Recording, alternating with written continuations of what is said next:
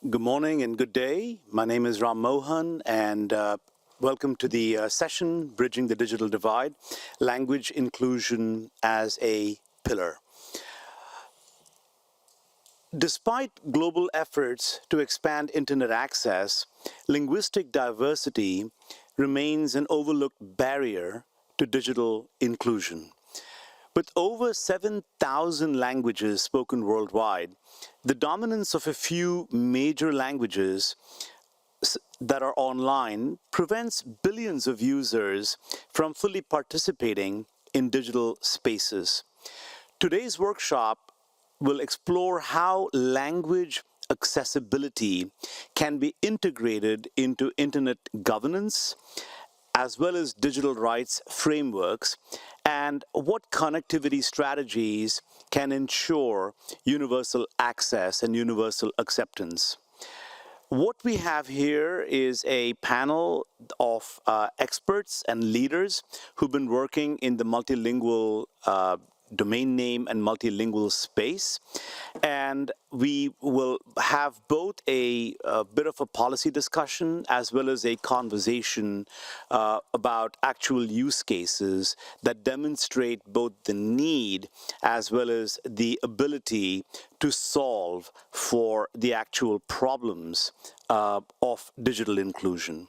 So let me begin first with some introductions. Let me start with myself. My name is Ram Mohan. I am the Chief Strategy Officer of Identity Digital, which is a domain name registry company. But I'm here in addition to that as the chair of an exciting and newly formed group, the Coalition for Digital Impact, or CODI in short. We're really pleased to be here, and we invite you to become a part of CODI by going to codi.global. Let me turn to my online moderator, Christian, ask him to introduce himself, and then carry on from there.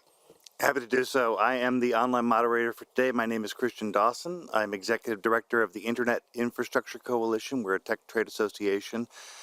We have been working for over a decade on issues involving universal acceptance, and I'm proud to be a co-founder and co-facilitator of the CODI effort that we'll talk a little bit about today.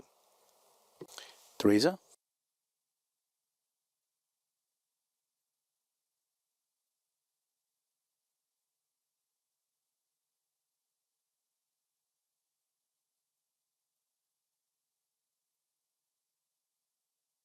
Yes. There we go. This is the press the button one. Okay, fantastic. Let me try that again. Teresa Swinehart. I'm with ICANN. I oversee our work with regards to policy implementation and various other aspects on DNS abuse and some of the programs that we have that are across collaboration with the community and the board as well. In one area in particular here is our work on not only the next round of top-level domains, which will afford opportunities, but also universal acceptance and our work around internationalized domain names. So very excited to be here and to look forward to the discussion. Thank you. Thank you so much. Let me turn to you, Taral. Great. Good morning, good afternoon, good evening, everyone. Thank you, Ram and Cody, for this invitation. I'm Terrell Cowieson. I'm the CEO of the Unicode Consortium. Unicode is a nonprofit, open source, open standards body whose mission is to ensure that everyone can communicate on all devices in their own languages. Digital inclusion starts with Unicode, starts with the work of Unicode, which includes character encoding. Thank you. Jen. Thank you, Ram and Cody, for the invitation. My name is Jennifer Chung. I'm Vice President of Policy for .Asia organization. We are the .Asia top-level domain registry operator.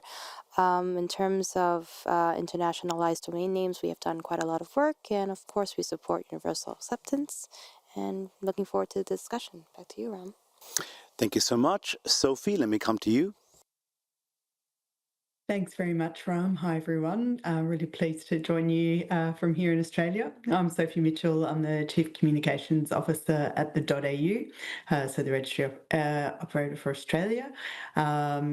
And yeah, Outer is really committed to enhancing digital inclusion and improving the utility of the internet or the .au for the benefit of all Australians. We do quite a bit of work in this space through our public benefit and grants program, which we may touch on in the course of this evening. So thanks, Ram. Back to you. Thank you so much. And Manal? Thank you, Ram. Hello, everyone. My name is Manal Ismail.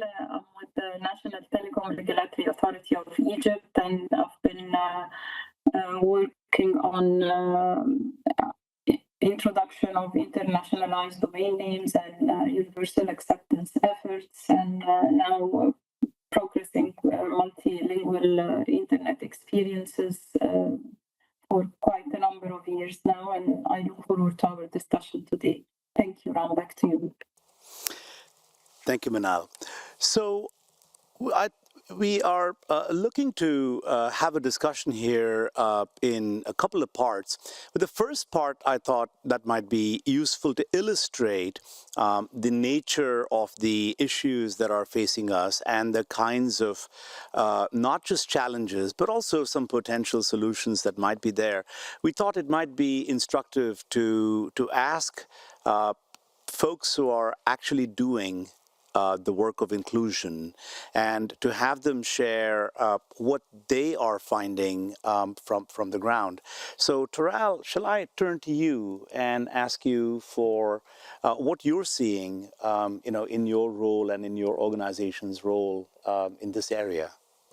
Certainly. Thank you so much. So when we're looking at digital inclusion, for those of us in majority languages, there are many things that we can take for granted. So, for example, can I exchange currency, date and time format, time zone adjustments, usage of numerical symbols or decimals and comma separators used appropriately. If I am using an application, does a country name appear appropriately? And so those are things that we take for granted, but that's not necessarily the case for those in digitally disadvantaged language communities. And I think that's where the bulk of the work has to be done when, Ram, when you mentioned the 7,000 languages. The majority of languages, the characters of those languages are encoded, but it's all of those other things that we take for granted. Can I search on my emoji in the language that I use? So there's still a lot to do, and I think even with IDNs, we know that from a content perspective, that full representation and that full user interface is not there. Thank you, Taral. Jen, what do you see?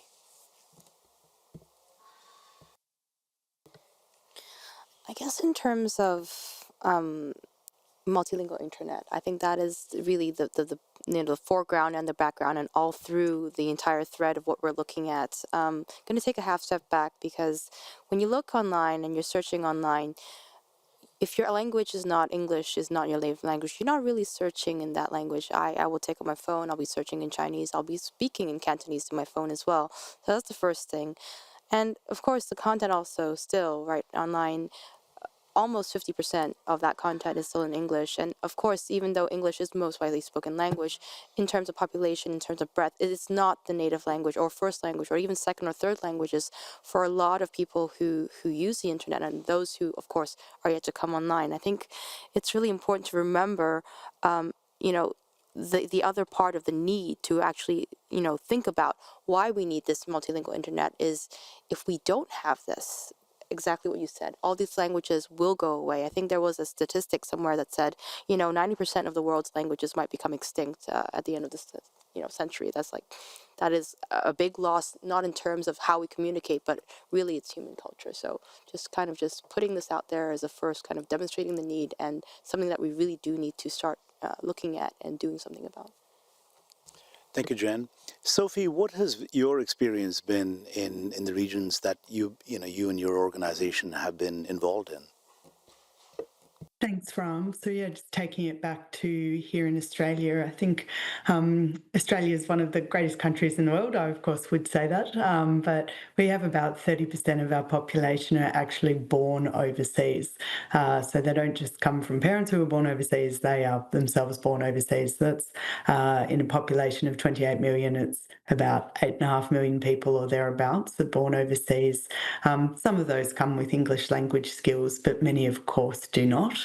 So that's our migrant population. But of course, Australia was a colonised country. So first Australians who've been living here for many thousands of years actually have 250 language groups, or indeed they did when the British arrived and settled Australia.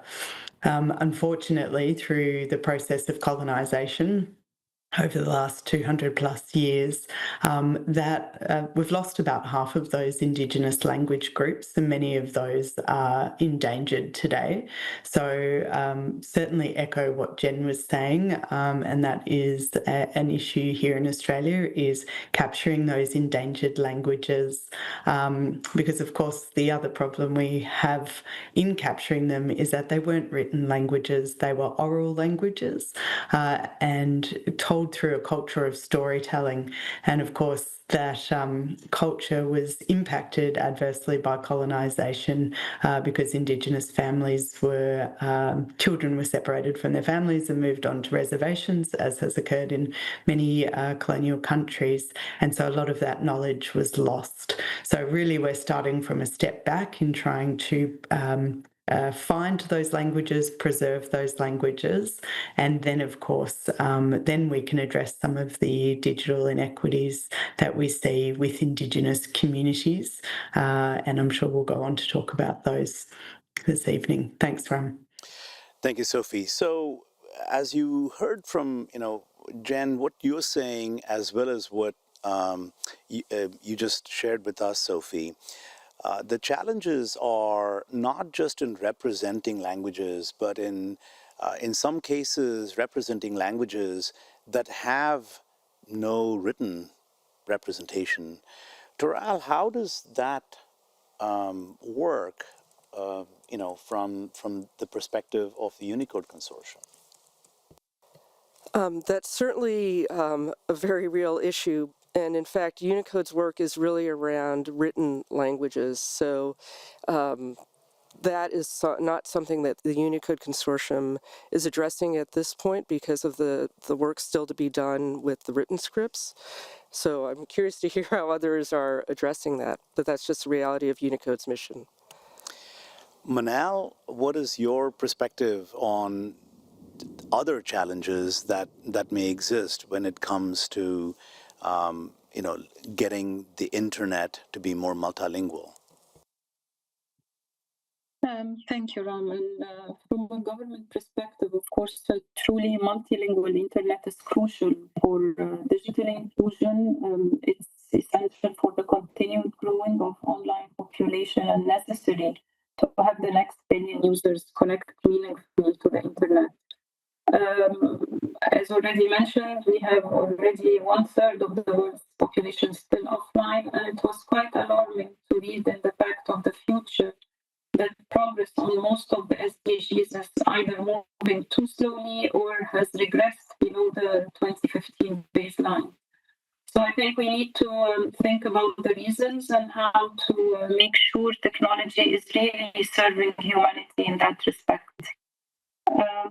And while digital inclusion really promises global information access, language remains a fundamental axis of inequality and a barrier that's commonly overlooked.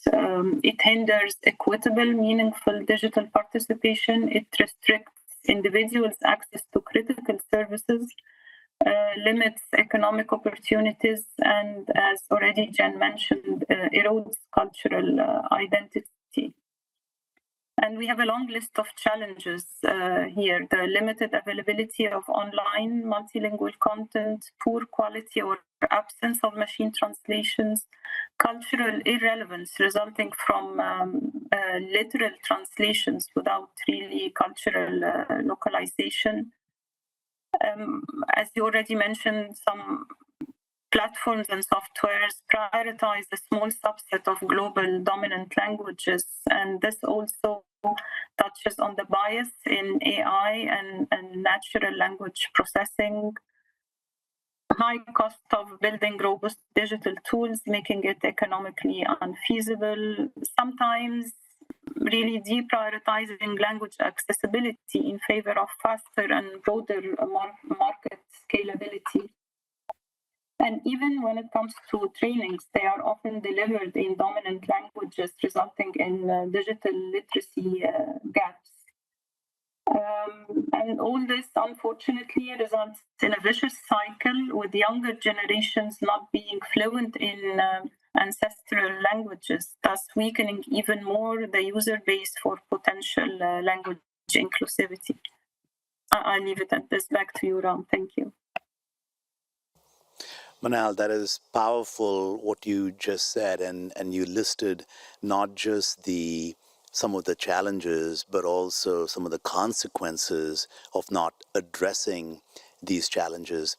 Teresa, what are your points of view on the policy gaps, as well as some of the technical challenges that we're seeing, and what is your organization doing to help bridge those? And I'd also be interested to hear your views on what you think are the remaining inequities even after the work that is being done. Those are a lot of questions. We have a couple hours, right? So there's a couple factors, and I think what I'm really quite struck by in these conversations is the internet itself, and within our context of what ICANN does, the addressing space, is an incredibly powerful medium, and its goal is to be unfragmented and enable more people to come online. And yet at the same time, we are seeing a saddening erosion of use of languages around that. And so from that, I think we need to cross this barrier of, yes, the internet was originally designed in the context of the use of Roman character sets, and that's just a historical factor. Had it developed in a different part of the world, it would have been different. But how do we now create the right awareness that we can bridge into these areas? And so from ICANN's perspective, we're engaged in quite a few different things. One is the work around internationalized domain names. And so from a technical standpoint, enabling the use with language tables and various others on the technical interface from that standpoint. And there's a lot of material around that and colleagues working on that. And with that, how does one not only have one's email or anything of that sort, but also to the right or to the left of the dot, if I can put it that way, in the context of Arabic script. So working with many communities there. And then partnering with many other organizations with regards to awareness of universal acceptance. Now, the term universal acceptance may sound a little bit odd, but what it actually means is the resolvability of one's experience with one's address or with one's website or with one's domain name, and for that to interface through the different applications and enable a communication. Now, that's a very simplified description of it, and I think the engineers would probably just pull me aside and say, that's, there's a lot more to this. But the point is that we have a demand for languages. UNESCO is running a decade of indigenous languages, and this is quite important for preserving languages, whether they're written or oral. But we now need to do an awareness that there is a demand and the supply needs to meet the demand. And that disconnect is one that's fundamentally important. It is feasible to have one's entire experience online as one would expect offline, but we need to now take that next step to make that feasible. I'll just do one more thing and then I'll hand it over. So we have been engaged with many others. We have a partnership MOU with UNESCO, with many other organizations, and working with them for awareness, but also have a Universal Acceptance Day that is really looking at creating awareness at local levels about the opportunities that can occur if one works towards this. So we have a lot of work to do, but I'm hopeful. And for oral languages, that is the content that can then be online, and it's fundamentally important around that. So a few things here and there, and I'm happy to add on later. Thank you. Thank you, Teresa. So, Sophie, I'm just going to come to you and ask, what kinds of incentive-based approaches have you and your organization thought of as effective ways for the adoption of digital content and services in local languages? Thanks, Ram. I think one of the things we're focused on here, and I think Teresa summed it up really nicely then when she said we need supply to meet demand. And so part of the problem we see here is that Indigenous languages aren't widely spoken, and we also have quite a big skills gap in Australia. In our Indigenous population. So that has been mapped. The government's been doing some work since the early 2020s on the Indigenous digital inclusion, and we do have in Australia an Indigenous digital inclusion index. So this gap is actually mapped, and we've just had funding to continue that index over the next 3 years. So there's an access gap. So in Indigenous access, there's an ability gap, so that's that skills gap, and also an affordability gap, because we do see in Australia that our Indigenous population are more likely to live in remote areas and therefore less likely to have access to high-paying jobs in those areas. And so OUTA, as I mentioned earlier, does, through its public benefit fund, have a community grants program through which it funds a number of initiatives.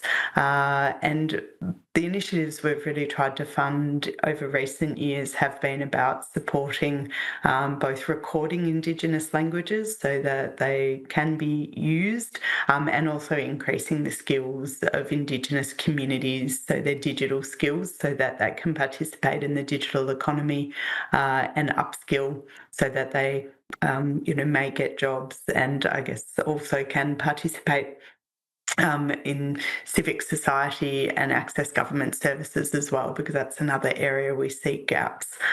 People who lack those digital skills tend to use the internet in a more simplistic way, so often for social connection, so using social media or for telephone calls, but they don't extend that use for other purposes, so it can be quite exclusionary, and they're things we're looking to try and improve so we can increase that economic participation and grow Australia's digital economy. Thanks, Ram. Fantastic. So, Jen, Sophie just brought in this concept of meaningful connectivity, right? It's not enough to simply be connected and stream and use for social media, but make that connectivity more meaningful. What do you see in the Asia Pacific region in terms of meaningful connectivity? Many governments and other folks are spending lots of money connecting populations, but what challenges exist to make connectivity meaningful, to get populations to actually achieve agency online? Thanks, Ram. I'm going to pick up on the last word. You mentioned agency is absolutely the most important part, because after you connect the populations who are previously unconnected or underserved, they might not know how to use the technology. They might not know what kind of ways they can search. For example, like I said, they wouldn't know that they could search on with their native language if all the content they see right now is in a different language that they don't understand. Capacity building is definitely the key thing here, but then targeted to actually bringing them online to understand what they can do. There could be e-services, there could be education, and the different parts of capacity building must really direct to the populations that are most vulnerable for them to understand. One thing that I really want to point out is multilingual internet is not only about preserving language. In fact, having it in the thinking that multilingual internet actually makes it safer. And, for example, I like to take my father, who's a bit elderly now. If I tell him that he needs to do, certain things on this website to make an appointment for his, health checkup, he would most likely be like, I won't want to do this if I can't read this. I don't know. I don't understand. I have to find someone else to explain to me all these different procedures. But if everything is able to be searched, navigated content-wise also in his native language, he will feel a lot better. Another thing I want to point out is, we talk all about, different bad actors online try to spoof these things, but actually understanding the language makes it much easier for perhaps populations who don't have language, English as a first language, to first understand, oh, this actually looks a little bit strange to me, and understand that, I'm fortunate to be able to understand that when I see some spoof email or something like that, I won't click on it because that looks strange to me and I can read the English. But for someone who absolutely don't understand these characters at all, that could be a huge mystery. And I think understanding that having this is actually makes for a safer internet is something that we need to think about. Thanks, Jen.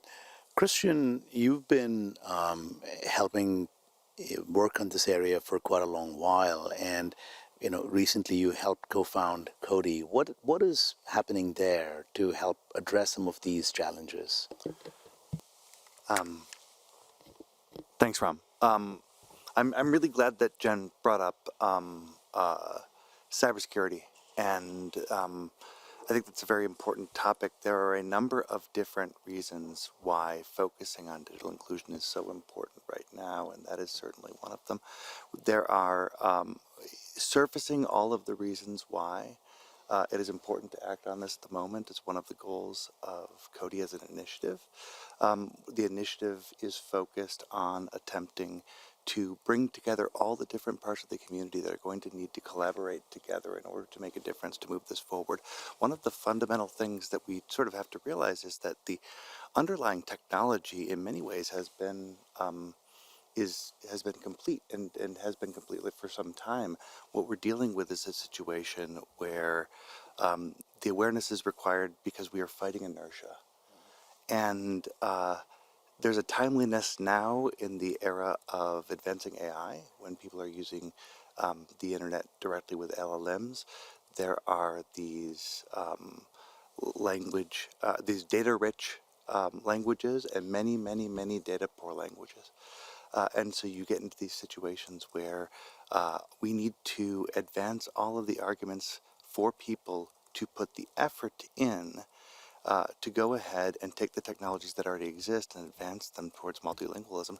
And so we need to bring the arguments about cybersecurity, about the importance of inclusion, so that they can be part of the the digital economy and grow the economy. But also, as we were saying, because we can't lose these stories and the histories that exist from these cultures. There are many reasons why we learn history in order to make sure that we don't repeat it, but also so that we can live harmoniously in societies and not advance towards war and disharmony. And all of these different arguments are the things that we need to bring to bear. So we've got a number of initiatives that we're pulling together with Cody. Some are simple. One of them that we're advancing at the moment is we're starting to try to figure out how to gather data that will show that if people build tools for language inclusion at the last mile, it will be more likely that the individuals who are recipients of those tools will use the internet more. It's quite obvious that that would be the case, but in order for businesses to to go ahead and commit time and resources, quite obvious isn't good enough, right? They actually need hard data, and there aren't really a lot of studies that show these sorts of things. So that's just one example of some of the many projects that we're going to be putting together and advancing with Cody, and we're hoping that you join us. Thanks so much. Manal, in terms of government initiatives to support language accessibility in digital spaces, what has been the experience with your government? Thank you. Thank you very much, Ram. And, when the internet fails to speak your language, it's not just inconvenient, it becomes a barrier to health, education, and livelihood. And as Sophie hinted, governments have an important and powerful role in encouraging the development and adoption of multilingual digital content in order to foster digital inclusion. And this can a mix of both regulatory approaches, but also incentive-based approaches in order to balance enforcement with supportive frameworks and capacity building. Regulatory approaches may include mandating multilingual access for key digital platforms and services, especially in public sectors, expanding digital accessibility laws and regulations to explicitly include language accessibility alongside disabilities, and making multilingual support a prerequisite for public procurement contracts or national projects. As for the incentives, these may also include offering targeted grants and fundings for projects that develop digital tools, content, or platforms in underrepresented languages, providing tax breaks or reductions or subsidies even to companies that integrate inclusive language practices, and forming public-private partnerships also with technology firms and or universities to build and maintain inclusive digital ecosystems. And it would be also good to establish a recognition or some sort of certification program for digital inclusion, digital language inclusion, in order to recognize platforms that meet government requirements in that respect.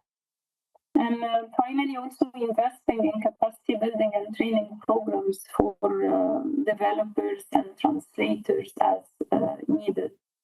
So in a nutshell, in order to ensure that inclusive language support is not an afterthought, but a core pillar of national digital transformation strategies, effective government strategies should integrate regulatory mandates to ensure compliance, incentive schemes to ensure investment and innovation, and collaborative frameworks to ensure sustainability and community participation. Thank you, Ram. Back to you. Thank you, Manal. Taral, what are the fundamental technical limitations or design paradigms that have historically contributed to the internet's bias linguistically towards just a few dominant languages? So I think, the technical limitations have been, at least from a Unicode perspective, have been addressed on our side, but where the challenge is really engaging the language communities themselves for the remaining work to be done. And that's where, when I talked about kind of that full immersed experience, that's where the limitation is. And, part of it is on the Unicode side is people don't know that there is work to be done. And how do we effectively equip and empower those communities to be part of the solution to ensure that solution is in place? So that's really the issue. And, our member organizations have tended to be the big tech companies, and originally the priorities were the majority languages.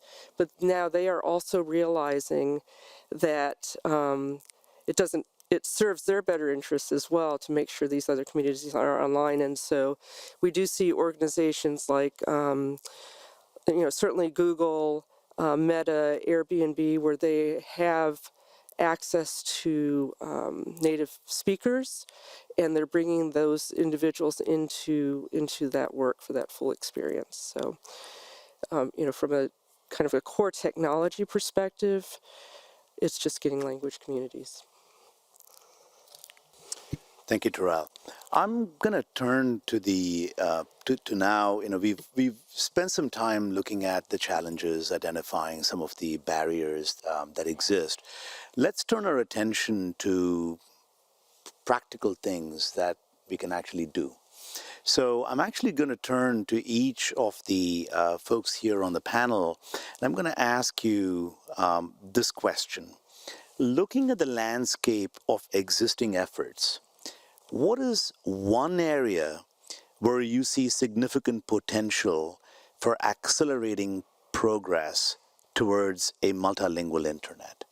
So let me ask that and turn to you, Jen, first.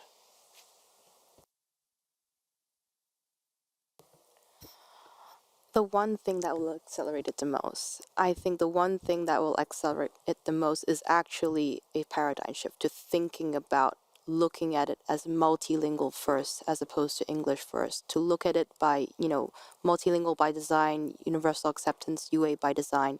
That actually sets us up for success, because when we have that mentality, all of the stakeholder groups the governments will understand exactly what Manal says. This is part of national strategy. It's not an afterthought. For those who are coding, they will know this is what it is that we learned. This is how we do it, instead of doing it the previous way. In terms of, private sector too, that's also the incentive. So that is really the mind shift. That's the one thing that will accelerate it. Teresa? I think it's spot on to have a paradigm shift, that one should have an expectation that one's experience online is the same as offline. I think there's a couple areas where one can look at that. One is around education and educating and creating modules in coursework, whether it's around policy or around technical areas. We run a program where we are working with universities on specific modules to have awareness and education around these areas. We just recently ran a hackathon in Bahrain, which was incredible to watch 60 students have a task of coming up with a website and how to have that be able to work in both Arabic and in English. So I think there's some very pragmatic, very specific things to do. I think there's also some other areas around procurement, and that there is just an expectation that one is going to, in the future, need to supply things in this kind of way. And to add on to that, I think that there's also opportunities, as we've talked about. We open the next round next year with applicant support for specific categories to create the opportunity to have what one wants to the right or the left of the dot in one's language. But it's fundamentally that there is a paradigm shift, as has been said, about the expectation is, as a user, have the experience in the online digital world as one would in the offline world. And the benefit is not only societal, it's not only the opportunity to engage with a hospital or a university or education or provide that information and retain cultural norms and cultural values. One's home, that is anchored in who we are as individuals and how we communicate with each other. There's also economic opportunities. From a business perspective, there's entire populations that have no consumer interest potentially in whatever somebody is providing because they don't have a connection because of the language barrier. So it's not about economics only, it's about society and affording that ability for everybody to have that experience in the internet. And so I think we have many, many, many things to do. From ICANN's perspective, we're doing some of them very specific and partnering with others because nobody can do this alone. Thanks, Teresa. Sophie, one area where you see significant potential for accelerating progress towards a multilingual internet. Thanks, Ram. I find it really difficult because I think both Jen and Teresa there have hit on two really key elements. I think, people don't participate because they're, in many cases, because they're excluded, so they can't, and that mindset shift isn't there. I've spent a lot of time thinking, since I was invited to speak on this panel, about whether technology will help solve it. So will AI translation actually accelerate it or be part of the problem? Because do we worry about a multilingual internet if you don't have to, or if you've just got those translation skills there? So I think that's not really a mindset shift, but I do think it will be a very big shift, and I hope accelerate the availability of the internet for those who are currently excluded. But I do still think it's that upskilling. Even if you have the language skills, certainly I know we find in migrants in Australia, many arrive without English skills, but they actually, many of them don't have great skills in their own native languages either. So if you're illiterate, that's probably a barrier to using the internet in any language. So we spend a lot of time focusing on multilingual abilities, but I think it's also of technology, but I think it's also upskilling people with digital skills in whatever language they have as well. Christian. For as long as I've been coming to IGF, we've been talking about connecting the next billion. We are focusing our attention on how we can connect the unconnected, and there are lots of stakeholders who are doing that and putting efforts into last mile connectivity. We've spent time here talking about meaningful connectivity, and earlier today you asked Jen what she thought it would take to add language along with access devices and training into the definition of meaningful connectivity everywhere. What I would really like to do is to go out individually to all those stakeholders, to have a survey, to actually go to the people that are connecting the unconnected to the last mile and ask them en masse, try to gather up that information and then disseminate it, because all of us then need to take what they are saying they are missing, what they are telling us they are missing, and we need to figure out how we can collectively build those tools. So what I want most is I want direct information for the people that aren't making it happen now, and for them to tell us how we can make it happen. Doral? Yeah, thank you. Those are hard answers to follow. I don't know what to add. So I want to build off of something that Teresa said, that no one can do this alone. And I think, the one key thing is strengthening the work that's already happening across stakeholders. When we think about all the stakeholders who are required, NGOs, governments, tech companies, standards organizations, language communities, and really taking a step back and organizing ourselves, kind of clarity around the roles and responsibilities that each of us have in this multilingual internet, and then communicating that effectively, because there's so much work. We talked about UNESCO's International Decade of Indigenous Languages, for example, and all the other initiatives, ICANN's initiatives, for example. And how do we bring those together in a way that we can make it clear for how language communities can be engaged? Because I think we make it so hard. And it's hard to know, all of us have so many things coming at us. How do we make it easier? And then how do we engage and empower those communities to be, again, part of that solution? So, my thoughts are really around our work across stakeholders and the responsibility that we have to one another, to the language communities, and how do we hold ourselves accountable to success? Like Christian said, we've been talking about that next billion for a long time, and how are we actually demonstrating that we're bringing that to closure in some way? So, thanks. Great question. Thank you. Manal? Thank you, Ram. And I truly believe that the most significant mindset shift needed from all stakeholders, as we mentioned, across the internet ecosystem, is to treat language equity not as a localization add-on that comes as an afterthought, but as a core driver of global meaningful participation and a foundational layer of digital infrastructure. Same as connectivity, as cybersecurity. And accordingly, rather than thinking of linguistic plurality as a challenge that we need to fix, and sometimes by adding translations later or by trying to find workarounds, we all know how IDNs were introduced, and keep it if there is demand. I think we need to think of multilingual by design, as Jen also mentioned, as an integral to inclusive, scalable, and ethical digital infrastructure innovation. We also need conscious and deliberate maybe national initiatives that involve all stakeholders, like have been mentioned also, the importance of collaboration in that respect.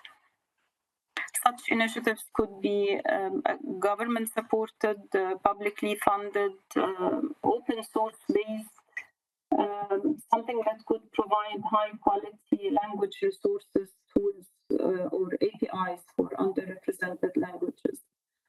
So instead of making languages chase technology, we need to start making technology serve languages. Thank you, Ram. Back to you. Thank you, Manal. That's a really powerful way to encapsulate what we're trying to do. Technology should be serving languages rather than the other way around. So let me ask a question. We have here in our panel, we have diverse perspectives, technical perspectives, civil society, industry, government. So, Christian, let me start with you.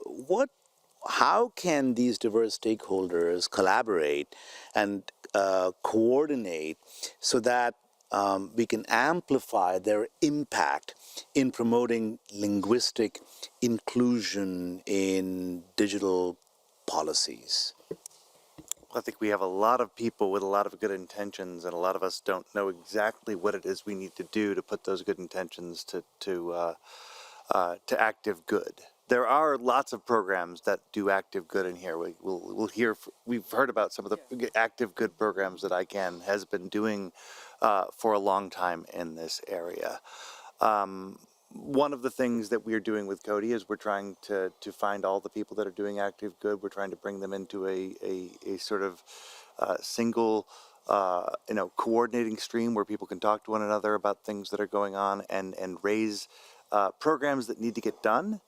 I think there just needs to be a lot more talking and a lot more organization around all of the efforts that are going on, so that we can centralize them and surface other ways to help that will get people to be able to raise their hands and say, well, that's the kind of work that I can do. I've been looking for a way to contribute to these efforts.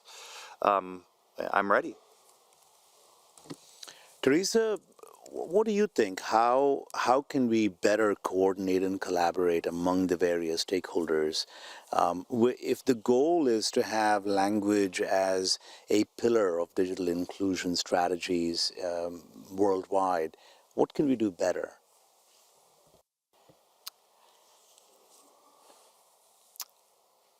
I think not be shy to pursue ideas. And by that I mean different organizations may be engaged. I'll just give some examples with educational modules around internet-related issues or digital inclusion-related aspects, or how certain things function. Are there opportunities there to add on additional modules around language awareness, around internationalized domain names or universal acceptance, or how to build that in? I think sometimes looking at things in isolation and our own work in isolation, we lose sight of the opportunity that for somebody who's involved in a, let's say, policy track of education for international relations, let's say by example, it might not make sense to create awareness that there is actually the opportunity to have one's own language online and what that would entail. But a chapter or two in a book that is part of that sets off that awareness. In a business school, awareness that one actually, from a business standpoint, has a population that could very well be interested in using their own languages. For educational institutions or for medical professions, that one serves a population. Many of us, when we go to our medical facility, it may say, if you need somebody to help interpret this, please contact this number and we can provide these languages. Where is that online? Where is that source of the click down? So I think that there's, we tend to look at either our areas of work in isolation or our sectors in isolation, and we need to do what we can to help connect the dots. And in those dots, what are the opportunities? What are the tools in the toolbox for different sectors, different organizations to fully serve a population that is not only speaking with Roman character sets, by example, from a technical standpoint, but is speaking so many different languages, and some of them are written in oral. And how does one then go to serve them? So it's a big task, but I would say if each of us walked away today and said, here are the two things I'm going to follow up on, and the two people I know in wherever it might be, I'm going to contact and say, hey, did you know? It could go a long way. So, Jen, what mechanisms are missing or need strengthening when we look at collaboration and coordination? I think both Christian and Teresa have actually hit on a lot of these points, and Terrell as well. And when she mentioned, you can't go at it alone. Missing things still. I mean, just filling in the gaps. I think what it is. Teresa's last call, for action really is, personal for all of us here at the table and those in the room as well. Making that connection, connecting the two dots, understanding that, each of the organizations, Asia, of course, we have a lot of work that we do in IDNs, and we do a lot of work in capacity building, but in the act of doing all these things, we come across different organizations also in the region that can help us with these efforts, especially when we're looking at Cody, connecting good things that people are doing and allowing them to do them together. So again, I mean, the answer is the same thing, filling in the gaps in the way that we know how. I think that is what it's missing, and that really takes a collective effort. Thank you so much. So let me turn to you, Manal, with a different question. So we've been talking here about the principles of linguistic diversity and multilingual by design. So how can these principles become more explicitly embedded into digital rights frameworks and more embedded in governance discussions?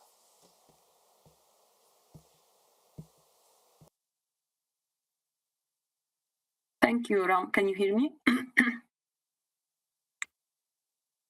Yeah. So as I mentioned earlier, this could be extended in laws and regulations that already support disabilities, and this could be also part of such laws or regulations, and have this expanding the digital accessibility laws and regulations to explicitly include language accessibility alongside disabilities. And also through the regulatory and approaches we've mentioned, and the incentives that could be done as well. And I believe also, as everyone mentioned, it's a multi-stakeholder thing, and it's also as a special characteristic that we need to work on the supply and demand side at the same time. As some have already mentioned, even the demand side, they don't know they can have this service. So they see everything in Latin, in English, or whatever dominant languages, and they don't know that this luxury is even possible. And on the other side, the supply side, they don't see it visible from a business point of view. So we need to work on awareing the demand side and triggering the supply side at the same time. And maybe governments can help with national initiatives, help with government support or public funds, and lastly, also connecting the dots and making sure that we're all pushing in the same direction as everyone else mentioned. And I think one good thing about the universal acceptance global day that we can learn from, it started globally and now it's connecting with on the ground national activities, which I think is a good thing that we can also follow when we talk about a really multilingual digital future. Thank you. Thanks, Manal. Let's go to getting questions and really an interaction with the audience. Let's start online, Christian. Sure, we do have one question in the chat. Feel free if you're in the chat to add others, and we'll also welcome people to come to the mics as well. You'll go into the queue next? Fantastic. Question from Nicholas Fumarelli. How can countries accelerate IDN compliance and readiness in the light that these measures are not advancing from year to year at the same pace of other adoptions, such as RPKI validation-enabled networks or DNSSEC deployment? What can be alternatives other than law enforcement on this topic? I'll read the rest. We're actually having a fragmentation of languages due to this. Some efforts from UASG to reach popular software owners, messaging apps, among others. But how can, for example, local chapters help? Do you have any examples of soft enforcement for UA readiness? To note, UA is also part of UNESCO Rome X framework. Would anybody on our panel like to take this? I think Teresa is probably closest to the response to that question. Christian, I think there were several questions in there, Yeah, so let's get to just one thing that perhaps. So let's see. Let's focus in on the idea soft enforcement for UA readiness. How can countries accelerate IDN compliance and readiness with soft enforcement mechanisms? So I think that there's many different ways, and we saw efforts around with IPv6 at different points. I think that there's soft ways to do it are through the education system in the next generation, through the schools and the opportunities to both create awareness, but maybe require that some of the digital engagement is done through the use of internationalized domain names or universal acceptance tools, and work with the technical community in order to make sure that the schools have that capacity. That creates awareness for the next generation, which is essential if we want to actually preserve languages moving forward. Maybe it's also soft ways through requirements of medical facilities or government social facilities that are providing to their citizens, that government agencies themselves look to have those mechanisms put into place and work with providing that for their citizens in their languages. Many countries have multiple languages, and then they have indigenous languages as well that they could serve. So I think leading by example is essential, that if one wants to actually have this resonate, one has to lead by example around that. I think that there's other ways within the context of the private sector. Maybe if one's procurement policy may suggest that one would encourage the use of that, and if not, to be willing to help to figure out how different agencies could do that or different bidders could do that. So I think that there's many, many different ways to build it into one's own effort, but part of it is walking the talk and leading by example. And I think that's an important fundamental step around that. Thank you, Jen. I don't know if I like I guess the phrase soft enforcement, but really I think we're looking at incentivizing, especially when you're looking at industry. I think a lot of registries, registrars, we are incentivized to be able to do this in our own internal systems as well. And then I want to pick up on something that Teresa mentioned. Not so much soft enforcement, but in the incentivizing. I think Manal also touched on it when she mentioned, tax incentives, tax breaks, putting it in, requiring it in the procurement process in kind of stages where you first, prioritize those contractors that do have this, and then finally, in the end, this would become a requirement, and then including the requirement of reporting of UA readiness in tenders. I think that combined would have the effect that I think the answer was looking for. Yeah. Thank you, Jen. Let's go to the gentleman here. Thank you. This is Muhammad Abdul Haq Onu, everybody call Onu. I'm a Secretary General of Bangladesh Internet Governance Forum.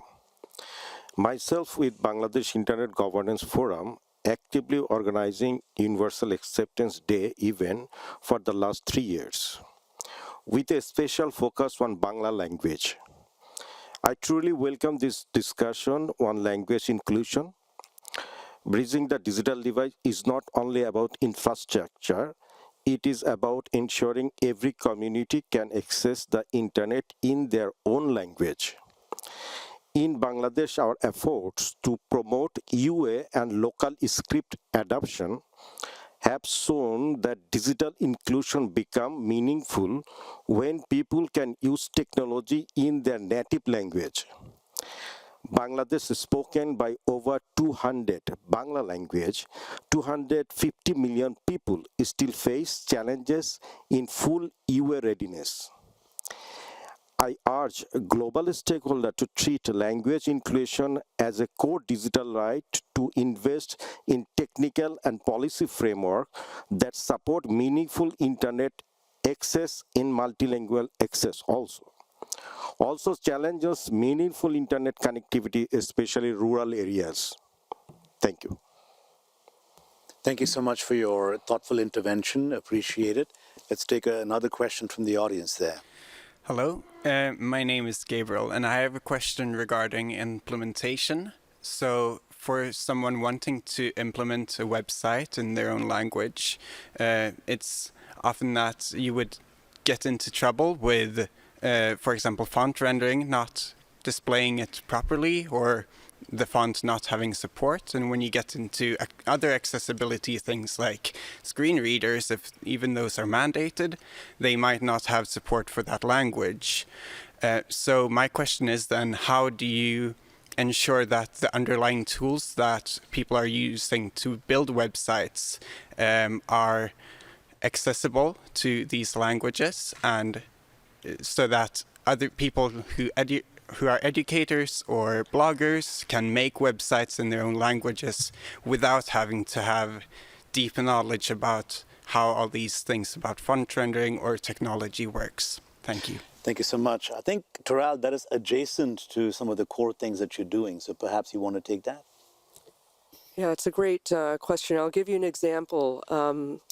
I was recently working with a designer on some stickers or something, and we were using, let's say, the spaceship emoji, and what are the different languages in which you could search for that. And we put it into one tool, I'm not going to say which organization, and we were getting a lot of tofus, right? Little squares with just nothing that was useful. And then we put it, I said, let me try it in Canva. And I put that same block of information into Canva and everything rendered correctly. And what that told me is that Canva had built Unicode, had Unicode in its technology stack. And what was different about how Canva was approaching it is their products are built to be world ready. So Canva is not a Unicode member, so I'm just, let me just put that out there. But it really depends on what tools you're using. And if Unicode is in the tech stack, that will make it easier for your website development to happen. So it's really finding the right tool and not being frustrated that something isn't working the way that you were hoping that it would. But there are solutions that are out there, and if Unicode is in the tech stack, that can accelerate the work. And Christian, I wonder whether that idea that Taral was just speaking about and what the gentleman was identifying as a real need, maybe one of the kinds of initiatives that might be useful on a global scale. Well, I think that's exactly why the organization that we're trying to build is focused on listening, because identifying where there are gaps is an important thing that we need to be doing, but also where there is effective work that needs to be connected with the people who need to know that it's being done is also a vital tool that needs to be done as well. Thank you so much. I'll go to the lady there on the right, on my right. Hi, my name is Elisabeth Carrera, and I'm with Wikimedia Norway. And one of the many things we do with language diversity is we support the community that creates and curates Northern Sami Wikipedia. So we're sort of the movement behind Wikipedia. And I just thought I'd add a little bit of optimism when it comes to tech and language diversity. Well, what we're seeing now, you mentioned we should make technology serve languages. I think technology is quite keen to go bilingual, full force. With our encyclopedia in Northern Sami, currently human traffic is about 12%, and Northern Sami is a tiny language. The remaining traffic is bots, spiders, large language models desperately trying to learn Northern Sami. So I think there's hope. One of the obstacles we're facing with small languages is just the same that we faced when we first started gaining like public access, general access to the internet here in Norway in the 1990s. There isn't enough text, and quality data available. So, frustratingly, in Northern Sami, in this case, text is available. It's just not available under open licenses. So it's not there to be scraped. So if we want tech to learn multilingual approaches quickly, we need to make available what we have. So that's the first step. And it's a very elementary step that we can easily make. And even public entities don't realize how much of a difference they can make by making their data sets available under open licenses. So just a small piece of optimism. We can easily do this. Thank you so much. Christian. I've got a couple of thoughts. First of all, one of the things that we have been doing as we've been trying to organize Cody as a movement that we are trying to start in this area is talking to a number of groups who are doing important work in this space. And I want to say that the work that Wikimedia Foundation and Wikipedia are doing is phenomenal.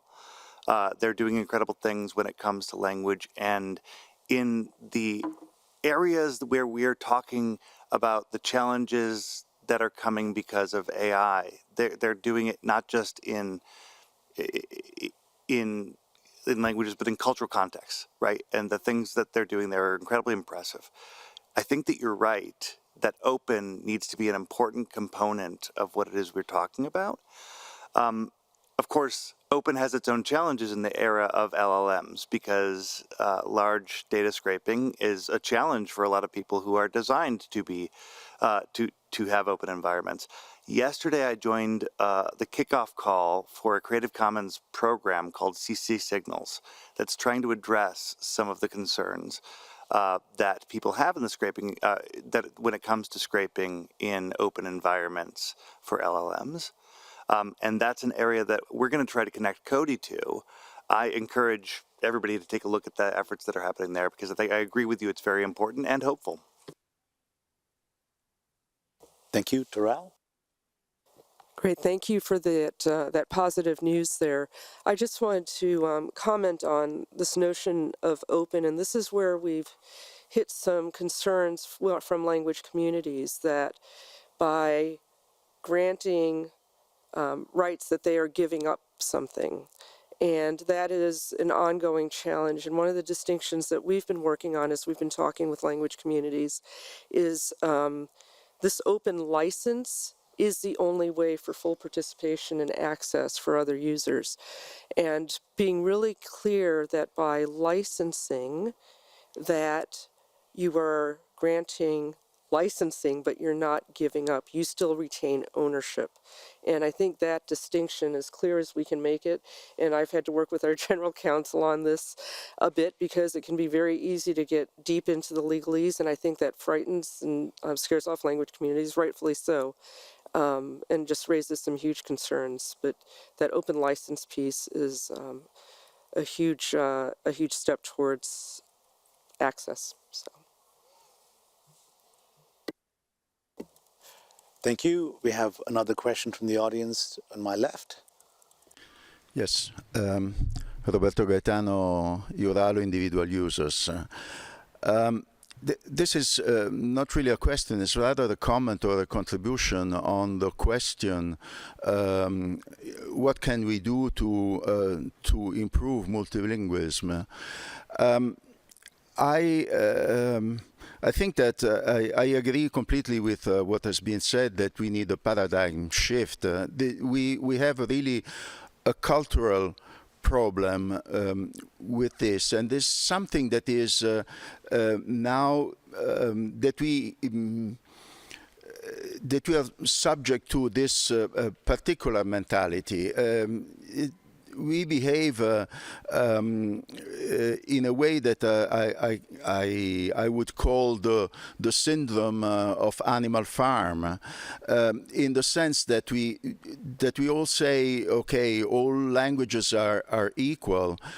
But then, in practice, we behave as if we have one language that is more equal than the others. And let me make an example. In a lot of meetings, we have interpretation. Also here in the main room at ICANN meetings, we have several situations in which we have interpretation. And the situation is more often than not that the panel consistently speaks in English. And the interpretation is used by people in the audience to understand, to listen in their own language. And just rarely there's a question from the audience in a different language, and then maybe somebody from the panel as a courtesy replies in that language. But why can't we establish the rule, the behavior, that when we have interpretation and your language is one of the interpreted languages, why don't you speak in your own language or in the language that you are more comfortable with than in English? I think that this cultural change is done like every cultural change, by little steps. We don't need huge changes, but just make the people think that there are more languages. This will not achieve the 7,000 languages having same status over the internet, but at least we can start moving slowly in that direction. Thank you so much.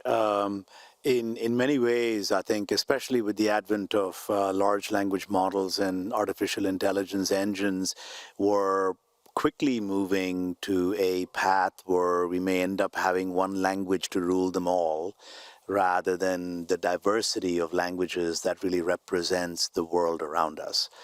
So thank you so much. I'm going to ask each of the panelists one sentence that sums up what you want to provide to our audience as a takeaway, but only one sentence.